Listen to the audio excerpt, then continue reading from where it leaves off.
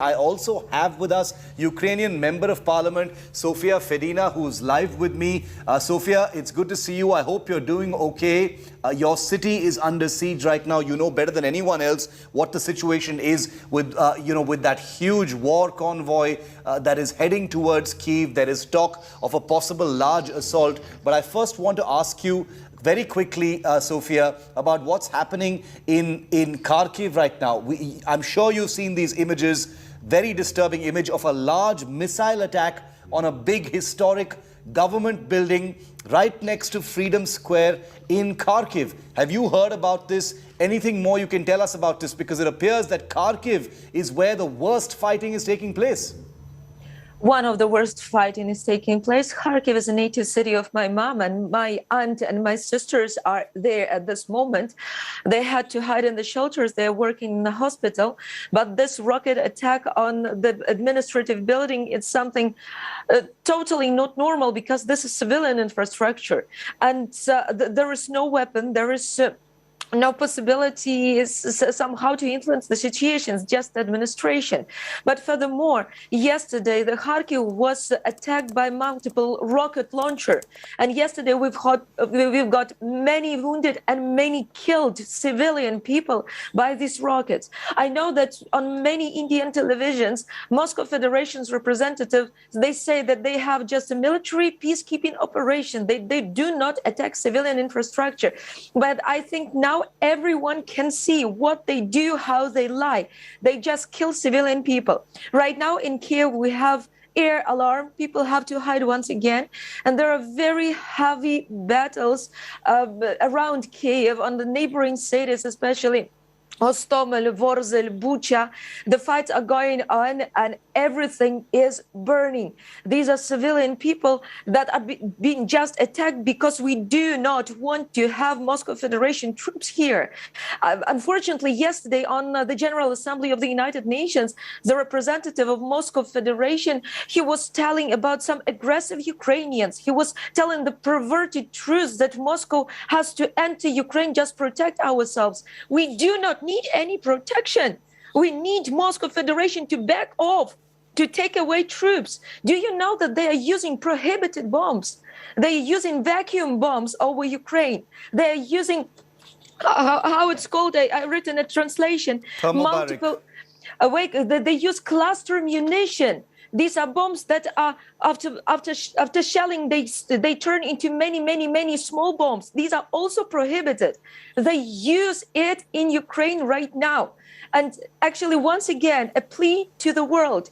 We have to stop Putin. He is terrorist. He is terrorizing all the world. He is creating wars everywhere they come. And Moscow soldiers that are imprisoned in Ukraine, they never expected to be a part of war. They were told that they are going to peacekeeping operation. And when they have seen that they are killing civilians, massive shelling, massive bombing, they are just give away their weapon and they are going to prisons.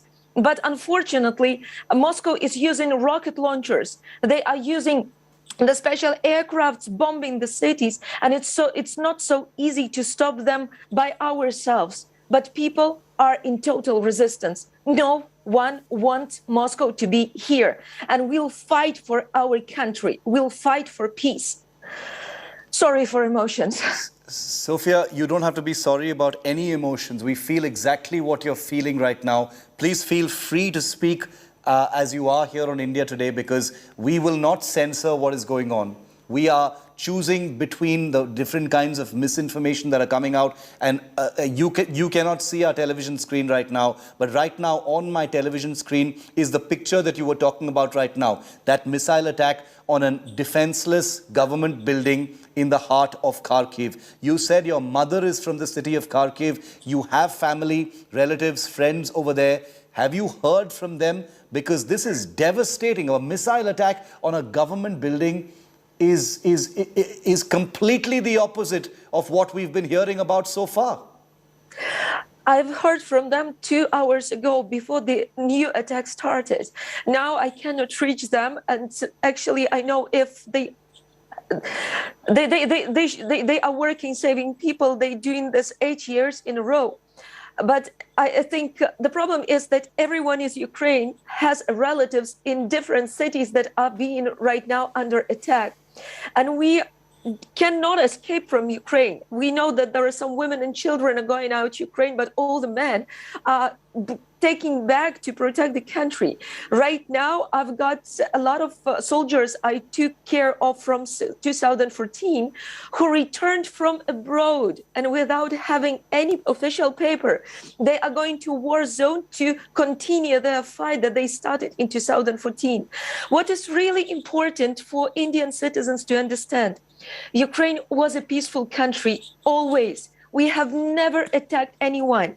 During 300 years, we've been fighting with Moscow Federation because every time they wanted to destroy Ukraine and they wanted to erase everything Ukrainian. We survived deportations, great famine in which 10 million people were just murdered to death because of famine. We were imprisoned. We were tortured everywhere. Now this is kind of liberation war, but Ukraine is already 30 years independent country. And in 2014, Moscow Federation just came to our territory, annexed Crimea, occupied Donbass. And now they are telling us that we are enemies, that we are aggressive, and they have to pacify us. But Ukrainians had never gone to Moscow territory. They are attacking us right now. They came from outer space to just kill us. And that is amazing how the world is united today, how big support we feel. But we need to make it more. We need to make it faster. We need to do everything to stop him. He is insane.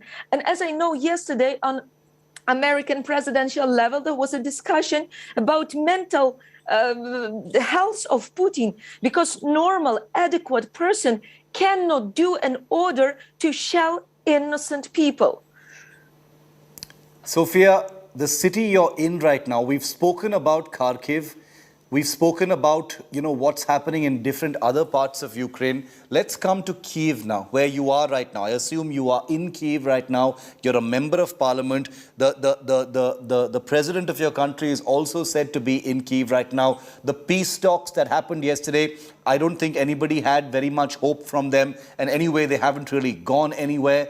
You've seen those images. I have been in a city under siege before. I reported from Libya many years ago. So believe me when I say I know what it's like. I'm not just saying this.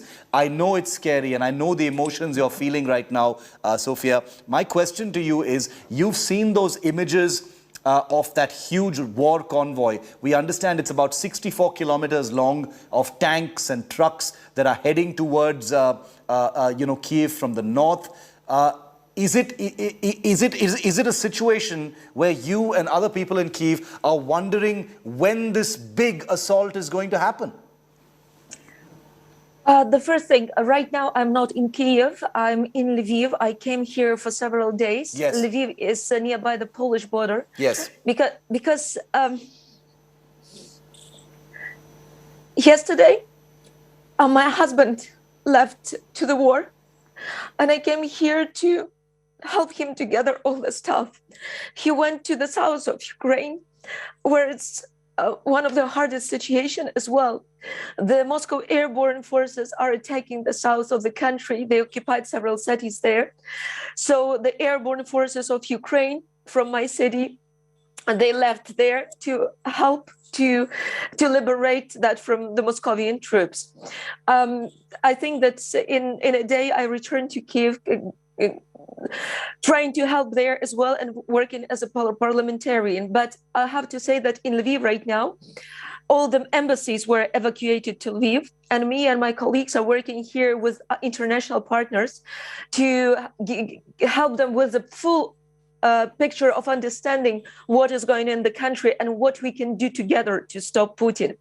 About convoy, I think I'm from that part of Ukrainian society that knew that Moscow will start the full-scale aggression. I have to tell you the truth. My family was heavily repressed in the Soviet times.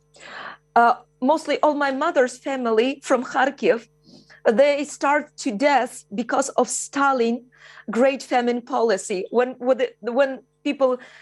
the soldiers of Stalin took all the food from people because they were only Ukrainians, they were taking food from Ukrainians for Ukrainians to die. My father's family was repressed because my grandfather, he was a priest, and he was persecuted by Soviets. So we never had any good expectations from Moscow Federation. And in 1991, when Ukraine became independent, it was really peaceful. It was without any battle, without any blood. Unfortunately, we knew that we will have to pay for our independence. And we, for the last 5 months, we were telling everyone that we have to get ready, that we had to prepare a lot of money for our army, that we have to get weapons, that we have to develop defense infrastructure and defense factories, because something is going to happen. Unfortunately, we were right. But psychologically, we were ready that something is going to happen. By the way, the majority of Ukrainians became ready the moment the Moscow army invaded. And I think that Putin was totally shocked when he had seen such a full resistance. Do you know that we already have seen the documents that Putin had a plan to take over Kyiv in 2 days? They planned to invade on 24th of February, and they planned to take Kyiv on the 26th. And they even had a video statement that they have already conquered Kyiv. But it became unbelievable that Ukrainians stopped it, stopped the second strongest army in the world, as Moscow Federation position is. And, you know, I would say that every person, every brick, every cat, every dog is helping to stop the occupant. Everything in Ukraine is against killers from Moscow. Sophia, you're right when you say that Ukrainians since 2014, since the invasion began in 2014 with the Crimean operations, you're saying that Ukrainians have been ready. Please forgive me because, you know, I share your emotions right now about a country that is under siege. I do want to ask you a personal question. Please forgive me. You can choose not to answer it if you don't want to.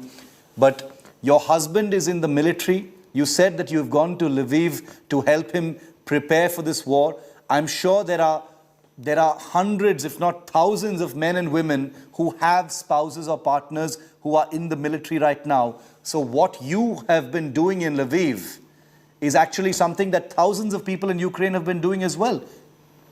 The same thing, actually. My task was to get all the necessary equipment for him, as everything that we had previously already had gone to the war zone.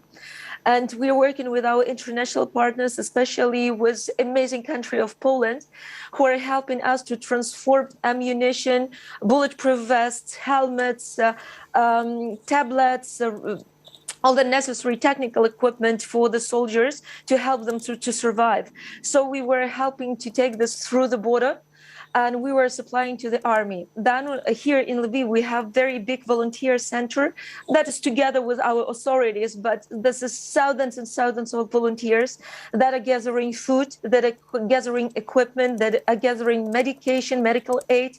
Also, we have here a big center of helping those refugees who flee from the war zone, helping women with children, families with cats and dogs, with all the animals that also were taken by people. Ukrainians do not leave any family member in the war zone. We are taking everyone. We help to transport some people to Romania, to Slovakia, to Czech Republic, to Poland, to some other countries that take Ukrainian refugees. And Lviv nowadays is a big hub that's helping to do all this stuff. And Lviv is one of the first cities, easiest cities to reach from abroad. And as I've told many my soldiers, I mean, those soldiers I took care of from 2014. I've been military volunteer from 2014. I'm helping them to come back from abroad. and to get in contact with their brigades and to get a transport for them to go to the war zone. Yes. And actually, one more, the position is that we try to get cars, because we do not have normal connection with the war zones. So these should be cars, buses. We try to find, to organize, to coordinate, and send them with the soldiers to the war zone. Sophia, I wish you the very best. I am sorry to be hearing about what you're going through, what your family is going through. Please give my best wishes to your husband, to your mother, to your family in Kharkiv and your friends. All I can tell you is that we've got our eyes on this story. It's the only thing I can offer you right now as a journalist in India, but I know that means something to you, and we will continue to give it. Thank you, Sophia, for being brave. Thank you so much. For being Thank there. you that you care. And we will continue to be there with you. Thank you very much. Sophia Fedyna, Ukrainian MP, husband in the army, who's gone off now to war.